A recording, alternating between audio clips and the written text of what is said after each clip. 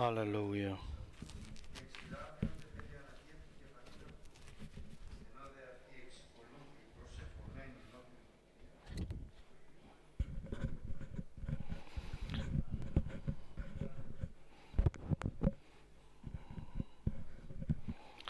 Alléluia. Nous remercions le Seigneur pour ce dimanche matin. Nous lisons dans l'Ancien Testament un passage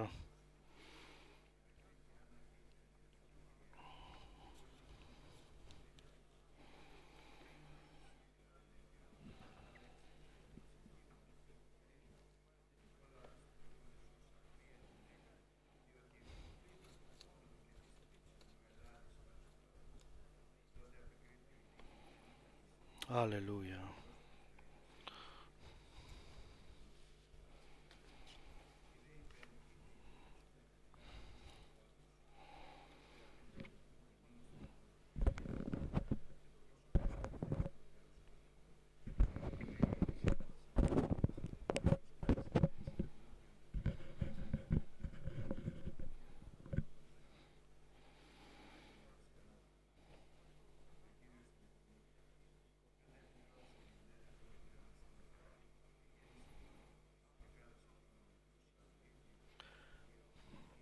Nous avons lu un passage où nous lisons comment est né Samuel le prophète. Sa mère s'appelait Anna.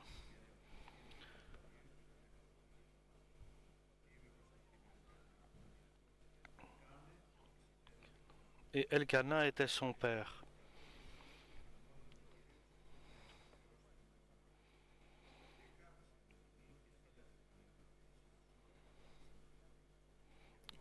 Anna a sevré son fils et ensuite l'enfant a été présenté au Seigneur et a été mis au service de Élie. Élie était le pasteur, était le prêtre qui était de service cette année-là.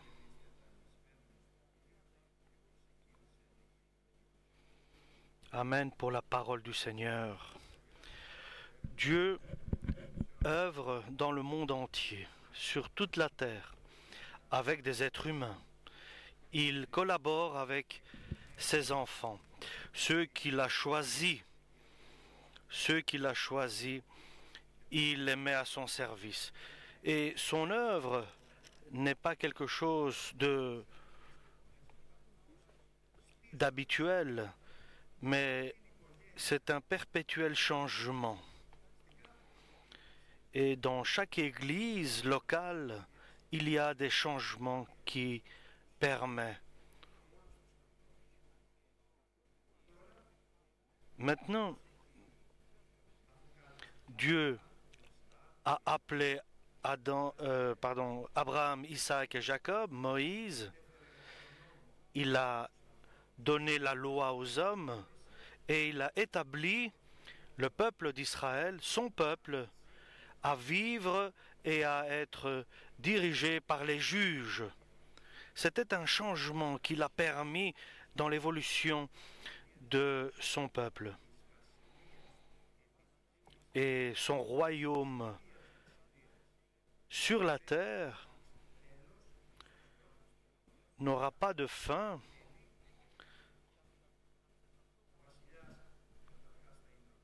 car nous savons que le roi sur la terre était David, mais provisoirement. Mais il y a un roi qui est éternel, qui est notre Seigneur Jésus-Christ.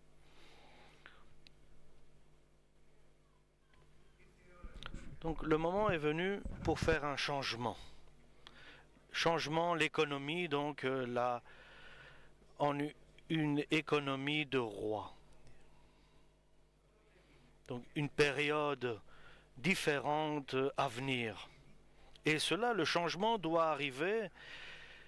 Dieu doit chercher et trouver les personnes qui correspondent pour ce changement. Et il va les préparer, les sacrer, et il va leur donner des recommandations pour le changement que Dieu veut accomplir sur son peuple. Et il cherche des serviteurs, et il va les sacrer avec le Saint-Esprit, il va les oindre, et il va les mettre à son service. Ils seront collaborateurs du Seigneur. L'Église de Jésus n'est pas dirigée par des personnes. Celui qui dirige l'Église est Jésus-Christ. Alléluia. Il choisit ses serviteurs et il les choisit suivant leur fidélité et leur obéissance à sa parole, à sa volonté qui est la vérité. Donc maintenant ici nous voyons juge et Élie. Élie est un juge, mais le changement va s'accomplir pour que Israël se dote d'un roi, d'un royaume, d'une royauté. Et celui dont Dieu a choisi est Samuel, le premier prophète. Et il est une personne du Saint-Esprit, pieux, juste, sacré de la part de Dieu. Et avant la fondation déjà du monde, Dieu connaissait Samuel avant qu'il soit créé, formé dans le ventre de sa mère. Ici, je veux faire quand même une parenthèse, quelque chose qui est très important. Dieu appelle chaque personne pour qu'il soit au service de Dieu. Dieu aime chaque personne et il désire qu'il soit établi roi et qu'il règne pour les siècles des siècles. Et Dieu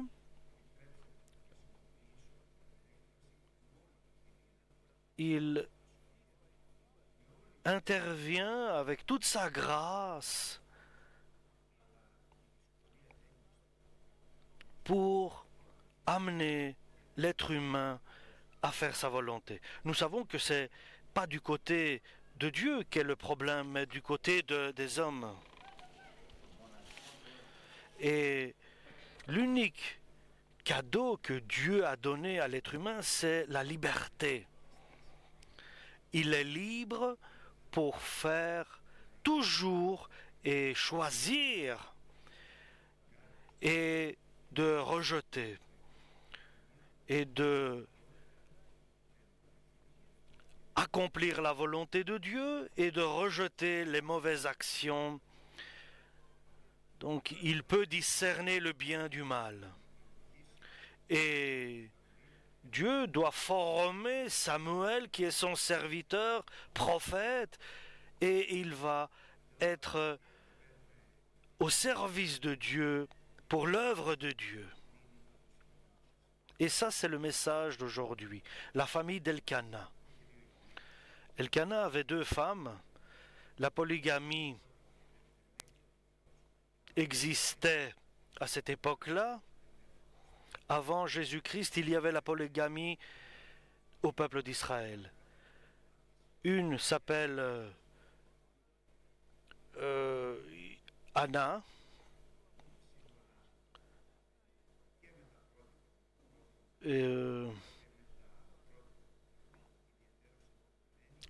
Toutes les deux, Félina et Anna.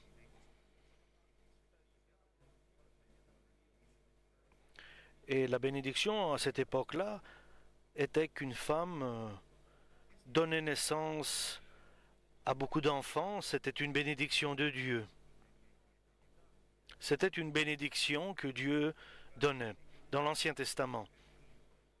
Et pour l'Ancien Testament, c'était la bénédiction pour la femme. Pour l'homme, il y avait différentes bénédictions.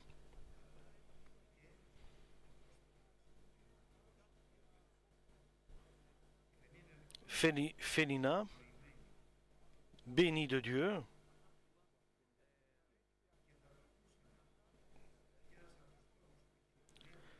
et je peux dire qu'une raison qu'elle avait la bienveillance de Dieu, Félina, parce qu'elle bénéficiait, parce que son mari avait plus de faiblesse pour Anna que pour Félina. Et peut-être que c'est Dieu qui équilibrait cette union en donnant à Félina des enfants et à Anna aucun enfant. Mais Dieu avait de la bienveillance pour Félina. Anna était stérile et Féline était celle qui était bénie de Dieu. Et le message aujourd'hui est la situation la plus importante dans notre vie est comment nous utilisons la bénédiction de Dieu dans notre vie. Et je le répète, l'apôtre Paul nous dit, nous remercions Dieu et notre Père de notre Seigneur Jésus-Christ, lequel a béni nous tous dans toute bénédiction spirituelle dans les cieux par Jésus-Christ. La question est la suivante. Comment nous utilisons cette bénédiction de Dieu personnellement chacun, ou comme famille, ou comme Église? Que Dieu nous a bénis avec chaque bénédiction céleste, il n'y a aucun doute là-dessus. Il nous a donné la renaissance dans une vie éternelle. Il nous a donné un héritage qui est gardé dans les cieux, qui est éternel. Et par la force de Dieu, nous sommes tenus et nous patientons de recevoir cet héritage. Et nous avons trouvé grâce aux yeux de Dieu, car il nous a révélé qu'il est indispensable pour notre salut d'être baptisés à l'eau au nom du Père, du Fils et du Saint-Esprit, pour que nos péchés soient ôtés, enlevés, et que nous soyons habillés d'un habit blanc. Et nous avons trouvé grâce devant Dieu, et nous avons reçu la foi que Jésus-Christ, aujourd'hui et toujours, baptise chaque personne qui le croit et qui le cherche et qui le désire, le Saint-Esprit avec force. Nous sommes tous donc bénis en tout point, avec chaque bénédiction céleste par Jésus-Christ. L'Ancien Testament a été écrit pour nous éduquer, pour nous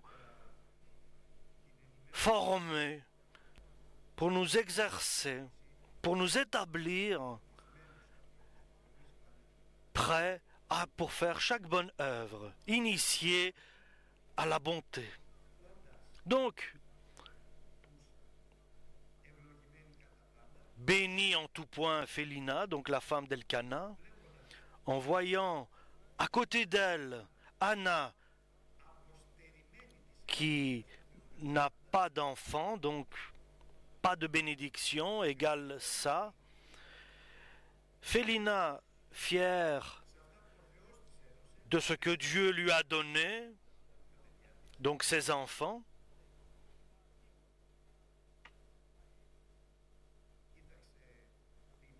elle a regardé à côté d'elle, injustement traitée par Dieu,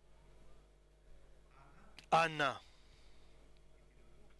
Et elle a eu des moqueries pour elle. Elle s'est moquée d'elle. Elle l'a irritée. Et facilement, quelqu'un qui est béni peut humilier par ses paroles et son comportement. Et encore avec sa vie, et sa manière de parler.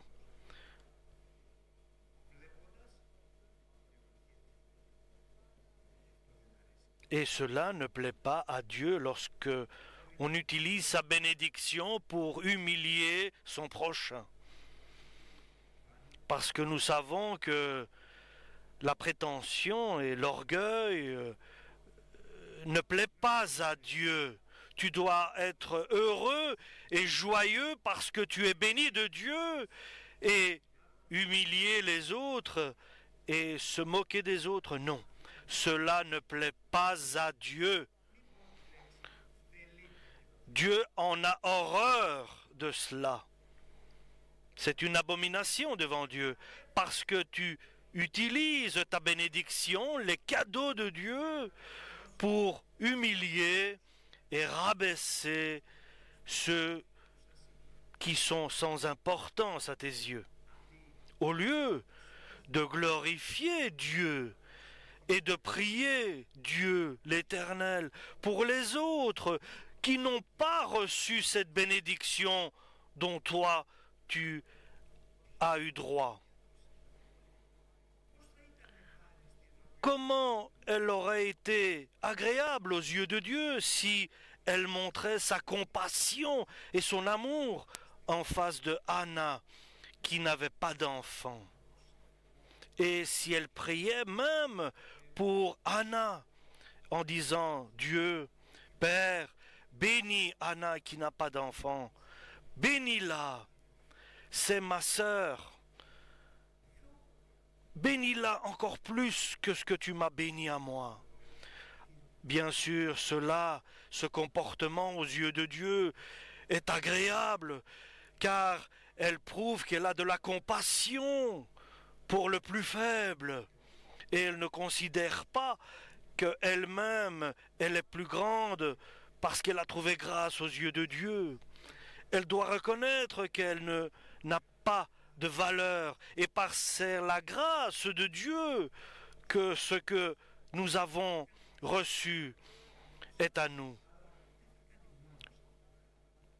Et Dieu ne fera pas grâce seulement à nous, mais à tous ceux que nous prions pour eux, pour que Dieu leur donne la même chose, identiquement la même chose.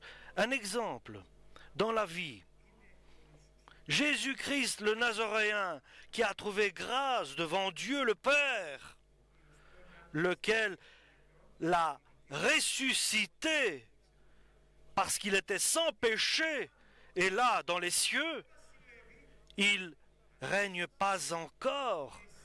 Il est celui qui transmet nos prières à Dieu le Père.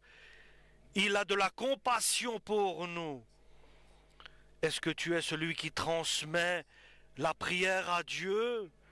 Quelle est ta vie personnelle? Ta vie personnelle est-elle vouloir le bien d'autrui? Est-ce que c'est ça que tu recherches? Ou bien tu recherches vraiment à ne pas t'occuper des autres? Comment nous utilisons les cadeaux que Dieu nous a donnés?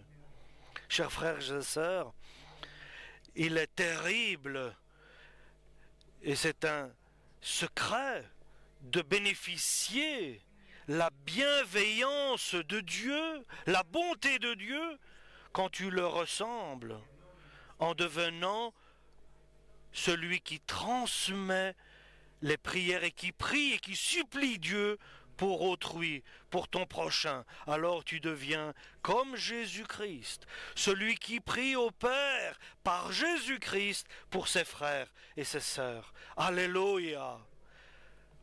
Alléluia!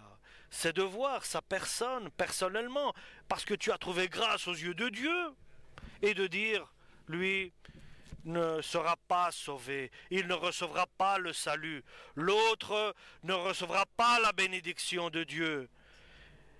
Et je ne vois pas l'intérêt à lui parler de Dieu. Bien sûr que ce n'est pas la bonne solution. Que Dieu nous garde de ce comportement et qu'il nous donne un esprit d'humilité et de craindre de ne pas faire la volonté de Dieu et de décider de faire la volonté de Dieu, car Dieu l'a donné, c'est nous qui le refusons. Nous devons ressembler à Jésus-Christ. Pensez aux autres aussi lorsque nous recevons.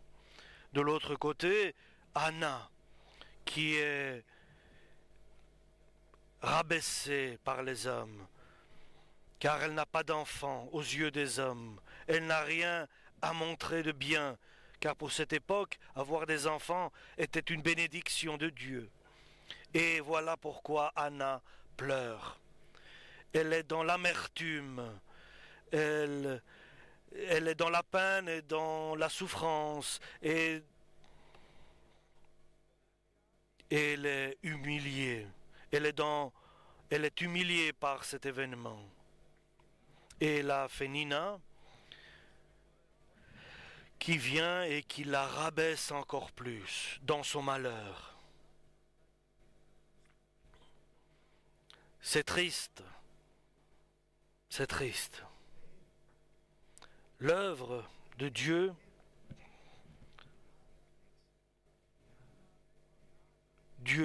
a choisi Anna pour son œuvre. C'est quelque chose de merveilleux quand nous connaissons la suite. Phénina, Elkana ne sait pas, Anna ne le sait pas, Phénina ne le sait pas, mais l'œuvre de Dieu s'accomplit avec Anna. Et ce que Dieu ne lui a pas encore donné d'enfant, c'est pour qu'elle devienne encore plus bas. Et c'est dans l'humilité que Dieu bénit. Et dans la gloire se révèle dans l'humilité. Et bien sûr, Anna ne connaît pas le projet de Dieu. Et Phénina, si elle priait pour Anna, lorsqu'elle aurait été aussi bénie, Anna, elle aurait dit merci Phénina que tu as prié pour moi, car Dieu maintenant m'a béni. Mais c'était le contraire. Elle l'humiliait. Ça, c'était une bonne relation que devait avoir Phénina, car elle avait été bénie de Dieu. Et l'heure est venue maintenant que Anna soit bénie. Où Dieu, le moment est venu où Dieu va venir rendre visite à Anna. Lorsque là est arrivé le moment, Anna a été rabaissée par Dieu, Dieu l'a permis que tout cela arrive, et qu'elle est arrivée au moment où Dieu a dit c'est maintenant le moment. Je ne vais pas la laisser être humiliée plus longtemps. Le moment est venu pour Anna qu'elle prie à Dieu et que Dieu l'entende. Il y a une loi spirituelle. Si tu veux que ta prière soit entendue, que ta requête soit accomplie, donne ta requête à Dieu. Apporte aux pieds de Dieu ta prière. Supplie Dieu et tu verras que Dieu peut accomplir des merveilles. Alléluia, des prodiges. Il est le Créateur. Il fait des miracles. Alléluia.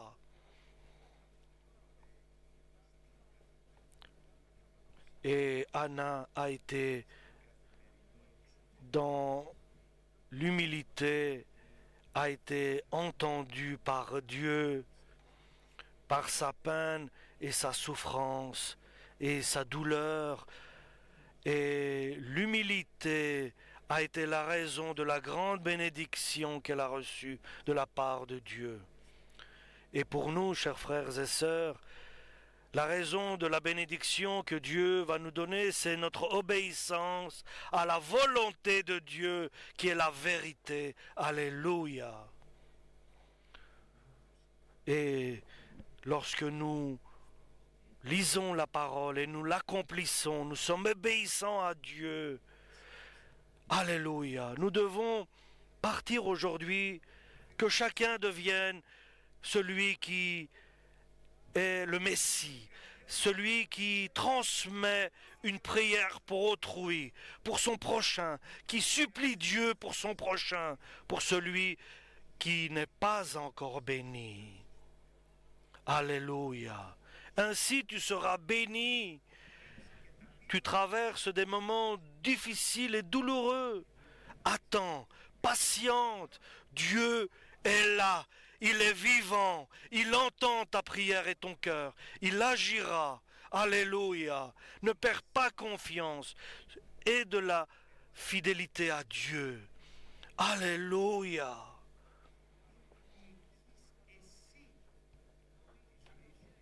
Ne dirige pas ta vie toi-même. Tu ne seras pas bien dirigé, car le cœur de l'homme nous trompe, il est corrompu. Que Dieu nous guide.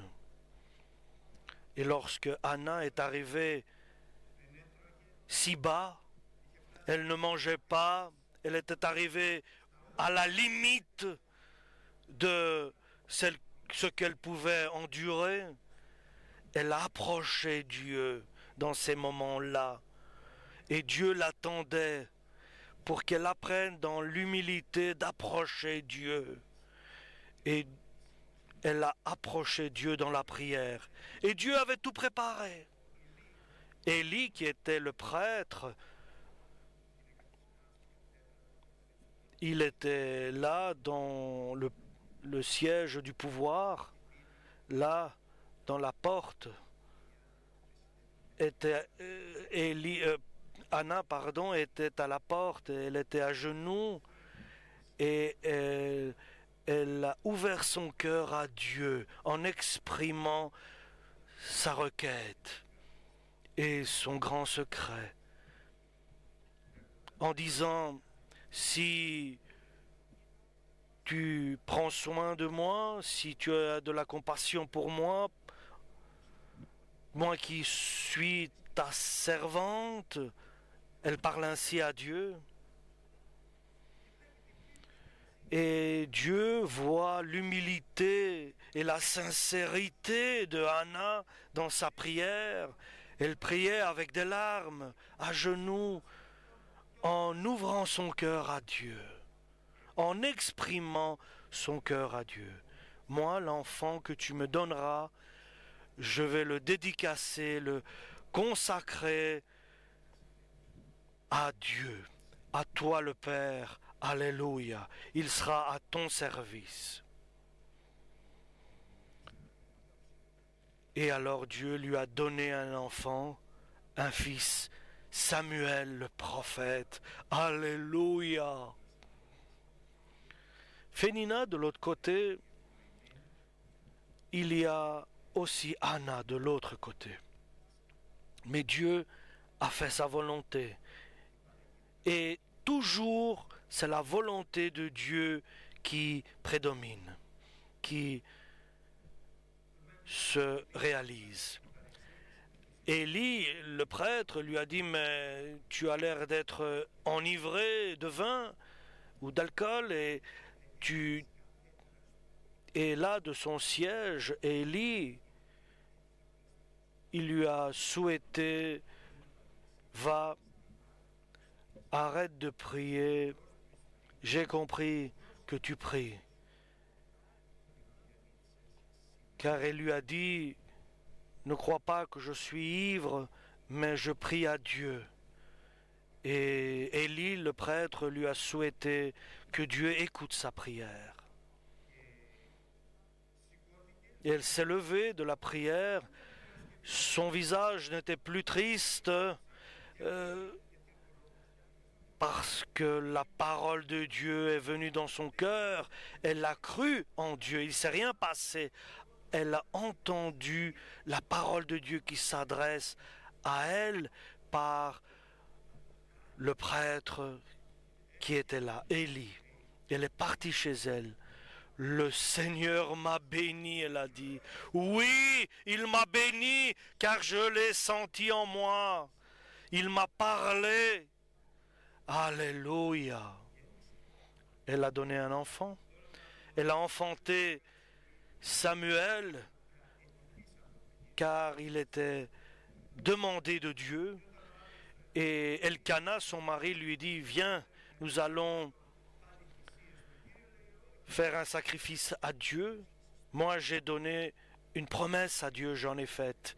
Je l'ai dédicacé, je l'ai consacré, cet enfant, à Dieu. Il n'est pas à moi. Fénina, ce sont mes enfants, disait-elle. Où les as-tu trouvés? Qui te les a donnés? Fénina disait, et les enfants sont à moi. Anna, elle disait, l'enfant que j'ai reçu n'est pas à moi, mais à Dieu le Père. La bénédiction n'est pas la mienne, c'est Dieu qui m'a donné cet enfant. Il a fait grâce à moi. Ce n'est pas moi. C'est Dieu qui est béni et qui offre et qui donne. J'ai trouvé grâce à ses yeux. C'est pas moi qui est bon, c'est Dieu qui est bon. Alléluia. Nous avons que des faiblesses, que des défauts. Alléluia. C'est Dieu qui nous donne la bonté et le bien à accomplir. Et elle a accompli sa volonté, elle a pris l'enfant. Elle est allée au temple, elle l'a donné à Élie le prêtre. Dieu, cet enfant me l'a donné, mais moi, je le consacre à Dieu. Pour toute sa vie, il sera consacré à Dieu, serviteur de Dieu. Alléluia. Il est bon de sacrifier sa personne, de se consacrer à Dieu totalement, de vivre pour Dieu. Alléluia. Nous savons que ici nous sommes provisoirement, mais ce sera éternellement.